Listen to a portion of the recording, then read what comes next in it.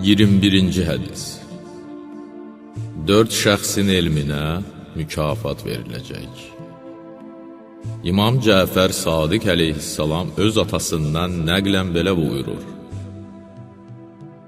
Elm xəzinələrdir, onların da açarları sualdır.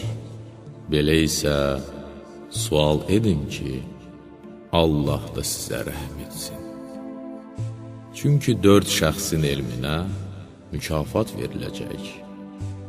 Sual edənin, danışanın, eşidənin və onları sevənin.